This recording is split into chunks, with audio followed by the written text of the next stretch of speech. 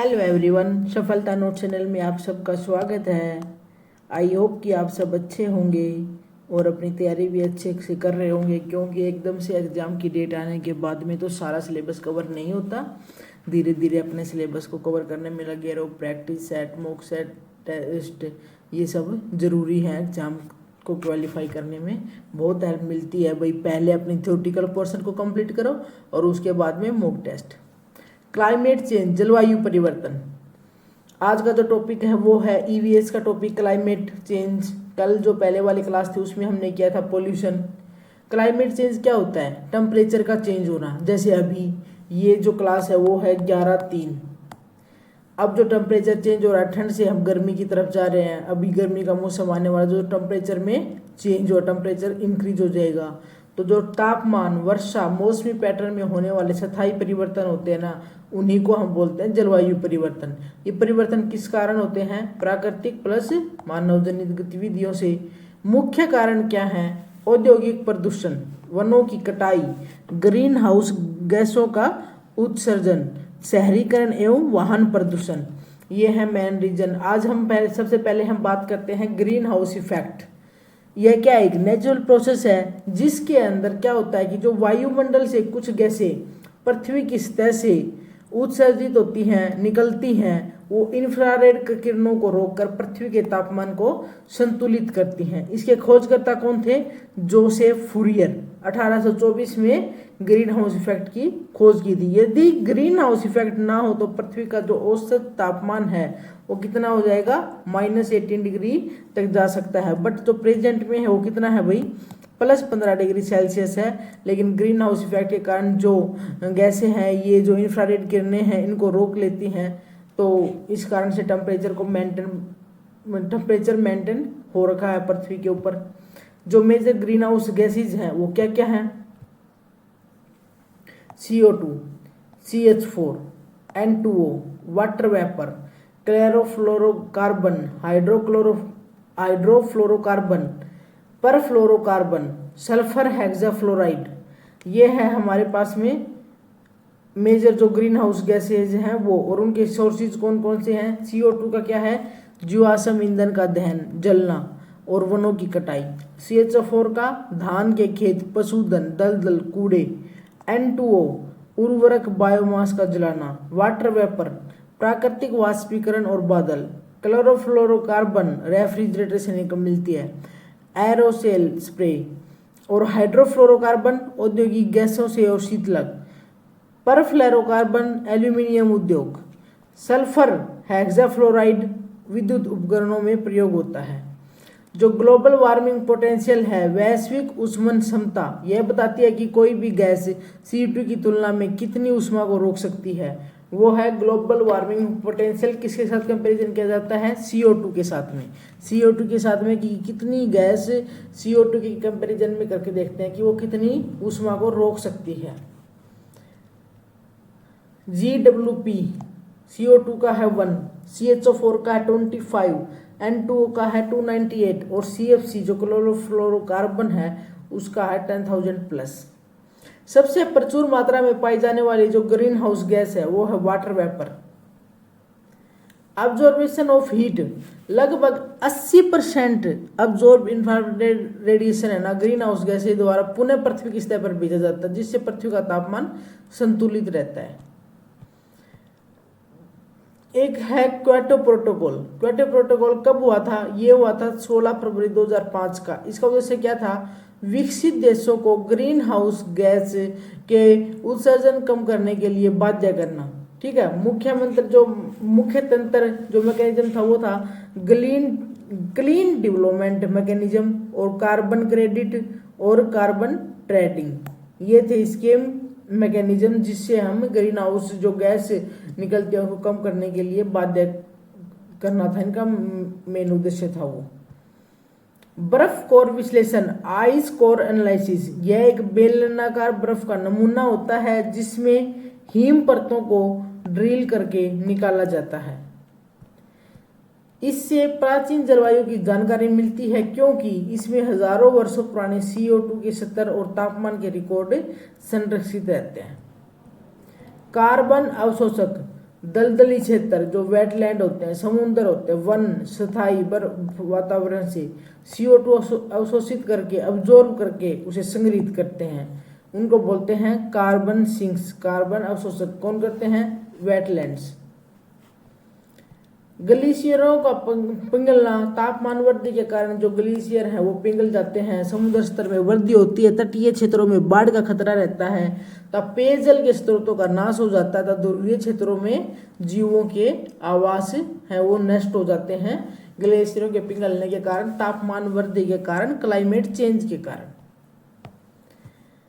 UNFCCC United nation framework convention on climate change स्थापना कब हुई? 1992 में रियो अर्थ समिट के दौरान। उद्देश्य क्या था? वायुमंडल में ग्रीन गैसों की जो सांद्रता रहती है उसको स्थिर बनाए रखना ताकि मानव हस्तक्षेप से जलवायु में हानि ना हो। फिर जो नेक्स्ट रहा है next climate fund, green climate fund स्थापना कब हुई? 2010 में कानकून जो मैक्सिको में है वहां पर हुई, और आयोजित कब हुआ? UNFCCC सम्मेलन के अंदर 2010 में स्थापना हुई थी। उद्देश्य क्या था? जो विकासशील देशों को हरित प्रौद्योगिकी ग्रीन टेक्नोलॉजी अपनाने और जलवायु परिवर्तन के अनुकूलन में सहायता प्रदान करना था, क्लाइमेट एडेप्टेशन को और ग्रीन टेक्नोलॉजी को। जलवायु सम्मेलन वर्ल्ड क्लाइमेट कॉन्फ्रेंस वो फर्स्ट टाइम कब हुई थी? 1979 में जिनेवा स्विट्जरलैंड के अंदर हुई थी वर्ल्ड क्लाइमेट कॉन्फ्रेंस। जलवायु सम्मेलन फर्स्ट टाइम कब हुआ था? 1979 में जिनेवा स्विट्जरलैंड में। यह अंतर्राष्ट्रीय जलवायु सहयोग की दिशा में पहला कदम था 1979 में। पेरिस समझौता, पेरिस एग्रीमेंट कब था? 2015, जो औद्योगिक काल से पहले के स्तर की तुलना में वैश्विक तापमान वृद्धि को 2 डिग्री सेल्सियस से नीचे सीमित रखना है। 21वीं सदी के अंत तक नेट जीरो कार्बन जो इमिशन होगा, उत्सर्जन होगा, उसको प्राप्त करना है जीरो की। जो अर्थ आवर क्या होता है कि हर वर्ष मार्च के अंतिम शनिवार को लोग संस्थान 8:30 से 9:30 तक 8:30 से 9:30 तक लाइट बंद करके ऊर्जा संरक्षण व जलवायु परिवर्तन के प्रति जागरूकता फैलाते हैं हर वर्ष मार्च के अंतिम शनिवार को। इसके आयोजक कौन है? World wide fund for nature. World wide fund for nature. इसकी थीम 2025 में क्या थी? Give an hour for earth doing something you love. Bhutan carbon negative देश, जितना CO2 इमिट करता है उससे ज़्यादा अब्जॉर्व करता है। In every 7 million ton CO2 वनों द्वारा अब्जॉर्व की जाती है भूटान के अंदर। Ozone layer, green house effect main topic. फिर ग्रीन हाउस इफेक्ट के लिए क्या क्या वर्ल्ड वाइड जो प्रोटोकॉल हैं वो क्या क्या हैं उनके बारे में हमने डिस्कस किया। अभी जो बात करते हैं वो करें ओजोन लेयर। ओजोन लेयर क्या होती है? यह लेयर समताप मंडल में पाई जाती है। पृथ्वी की सतह से लगभग कितनी किलोमीटर की ऊंचाई पर? 15 से 40 किलोमीटर की ऊंचाई पर मिलती है, उसको हम बोलते हैं ओजोन लेयर। सूर्य से आने वाली जो हानिकारक पैरामैग्नी UV रेज किरणों को ऑब्जर्व करता है। ओजोन लेयर क्या करती है? जो सूर्य से हानिकारक पैरामैग्नी UV रेज किरणों को आती हैं, जो किरणों को ऑब्जर्व करती हैं, उनको रोकता है। Without ozone layer no life on earth. अगर ओजोन लेयर नहीं होती और ये पैरामैग्नी किरणों को नहीं रोकती तो जो without ozone layer no life on earth possible नहीं, अर्थ के ऊपर कोई भी लाइफ पॉसिबल नहीं थी। इसकी डिस्कवरी कब हुई? इंपॉर्टेंट है। 1913 में किसने की? चार्ल्स फेब्री और हेनरी बुइसन।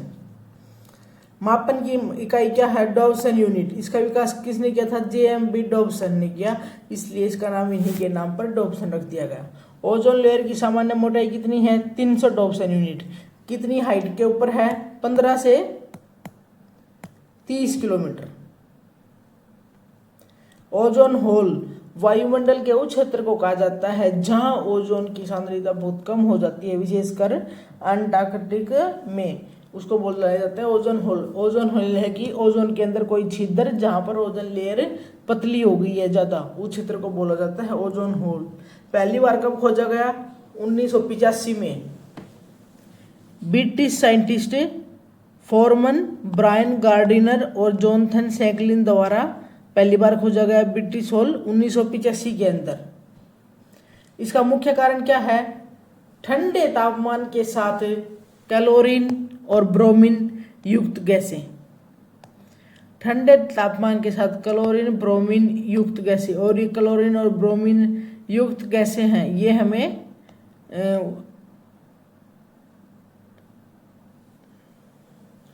और इनके साथ में जो CFC और हेलोन्स है, ये मुख्य कारण होते हैं। ठंडे तापमान के साथ ये हो तो ओजोन होल बनता है। सबसे गंभीर समय सितंबर से अक्टूबर के बीच। दक्षिणी गोलार्ध का वसंत ऋतु है सबसे गंभीर समय, या उस टाइम ओजोन होल जल्दी ज़्यादा बनता है, ज़्यादा प्रोसेस रहती है उसके साथ।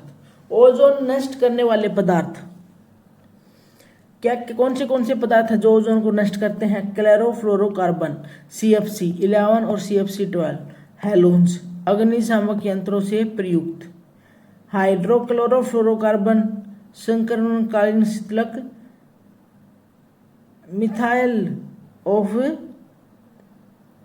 मिथाइल क्लोरोफॉर्म सोलवेंट है, और कार्बन टेट्राक्लोराइड क्लीनिंग एजेंट, और मिथाइल ब्रोमाइड कृषि में कीटनाशक के रूप में। ये सब हैं methyl bromide, carbon tetrachloride, methyl chloroform, hydrochlorofluorocarbon, halons और क्लोरोफ्लोरोकार्बन। ये सब ओजोन लेयर को नष्ट करने वाले पदार्थ हैं। मिथाइल ब्रोमाइड कहाँ से मिलता है? कृषि में कीटनाशक से।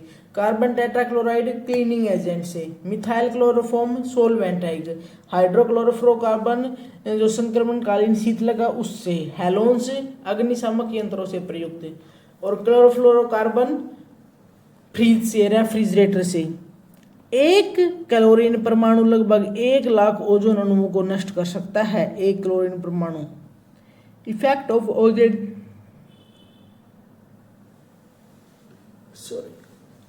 ओजोन डिप्लेशन क्या है? डिप्लेशन के क्या कारण है कि उसके अंदर वो छेद हो रहा है। On earth surface UV rays की वृद्धि, त्वचा कैंसर, आंखों में मोतियाबिंद, प्रतिरोधक क्षमता में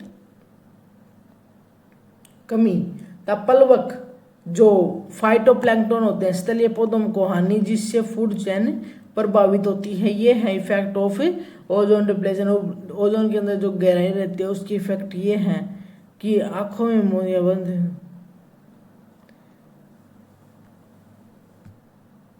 ओजोन संरक्षण से संबंधित अंतरराष्ट्रीय संधियां, वियना कन्वेंशन 1985 में ओजोन परत की सुरक्षा के लिए, मॉन्ट्रियल प्रोटोकॉल 1987 में लागू, ये हुआ था वियना कन्वेंशन 1985, ये 1987। ओजोन नष्ट करने वाले पदार्थों का चरणबद्ध निकासन, ओजोन को नष्ट करने वाले जो पदार्थ है उनका निकासन करना, ये बात किसने की? मॉन्ट्रियल प्रोटोकॉल में। जिनेवा प्रोटोकॉल क्या कहता है कि 1985 में हुआ था, और इसने क्या उद्देश्य था? रासायनिक एवं जैविक हथियारों पर प्रतिबंध। क्योटो प्रोटोकॉल 1997 में ग्रीन गैसों में कमी, ग्रीन हाउस गैसों में कमी होने की। मॉन्ट्रियल प्रोटोकॉल 1987 में स्थान कनाडा के अंदर। इसका उद्देश्य क्या था? ओजोन नष्ट करने वाले पदार्थों के उत्पादन और उपभोग को बंद करना। भारत ने अनुमोदन किया 19 जून 1992 में, और सबसे सफल पर्यावरण संधि कौन सी रही है भाई? मॉन्ट्रियल प्रोटोकॉल 1987 में ओजोन को नष्ट करने वाले पदार्थों के उत्पादन व उपभोग को बंद करना। किगाली संशोधन 2017 अपनाया गया 8 अगस्त 2017। उद्देश्य हाइड्रोक्लोरोफ्लोरोकार्बन के उपयोगों में भी कमी करना, तथा जो हाइड्रोफ्लोरोकार्बन होते हैं वो जो ओजोन को नुकसान नहीं पहुंचाते लेकिन शक्तिशाली ग्रीन हाउस से प्रदूषण के प्राकृतिक संकेतक लाइकेन वायु प्रदूषण के सर्वश्रेष्ठ प्राकृतिक संकेतक हैं। ये प्रदूषित वातावरण में नहीं पनपते। वो क्या है? लाइकेन। फिर नेक्स्ट बात करते हैं type of UV radiation, UVA-B-C। UVA क्या होता है? त्वचा की गहराई में प्रवेश कर त्वचा की झुर्रियां बढ़ाता है। UVB त्वचा में जलन, सनबर्न व कैंसर का कारण।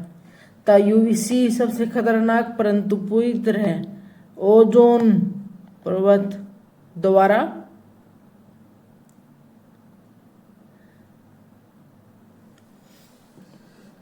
अब्जॉर्ब होती है। ये यूवीए बी सी सबसे खतरनाक परंतु पूरी तरह ओजोन परत द्वारा अब्जॉर्ब हो जाती है यूवीसी। ओजोन हानि के प्रमुख कारण कौन से हैं ओजोन से के? क्लोरीन व ब्रोमीन यौगिक जो रेफ्रिजरेटर, एरोसेल, अग्निशामक यंत्रों से निकलते हैं। क्लोरीन और ब्रोमीन का जो जोड़ होता है वो ओजोन के लिए सबसे ज्यादा हानिकारक है।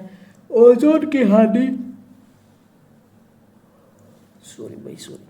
एंड वैश्विक उष्मीकरण का संबंध, दोनों प्रोसेस भिन्न होते हुए भी आपस में संबंधित है। ओडीएस गैसें भी ग्रीन हाउस गैसें हैं।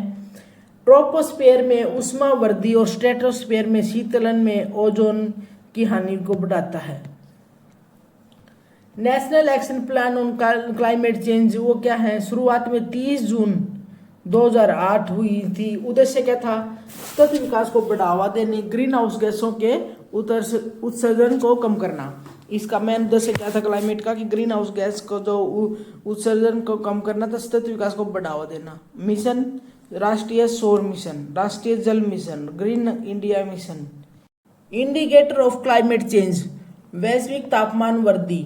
औद्योगिक काल में अब तक का भारत जो पृथ्वी का तापमान है वो लगभग 1 डिग्री सेल्सियस बढ़ा है। स्नो कवर डिग्रीज जो आर्कटिक और हिमालयी क्षेत्रों में स्पष्ट रूप में देखी गई है। समुद्र स्तर में वृद्धि, ग्लेशियर संकुचन, विश्व भर में हिमनद तेजी से सिकुड़ रहे हैं। महासागर अम्लीकरण, ओशियन एसिडिफिकेशन ज्यादा, उनमें एसिड ज्यादा बढ़ रहा है। तो CO2 के बड़े अवशोषण से महासागर अधिक अम्लीय बन रहे हैं। अत्यधिक मौसमी घटनाएं, बाढ़, सूखा, तापमान की घटनाओं में भी वृद्धि हुई है।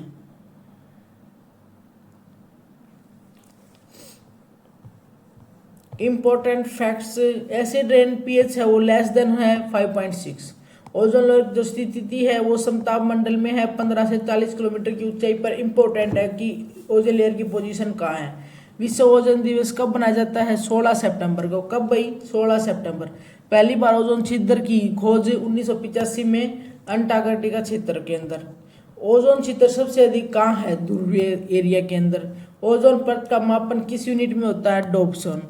ये था भाई climate change chapter. I hope कि आपको अच्छा लगा होगा। चैप्टर हो गया है कंप्लीट। इंपॉर्टेंट चैप्टर है, इंपॉर्टेंट सीरीज है ईवीएस की। Thank you so much.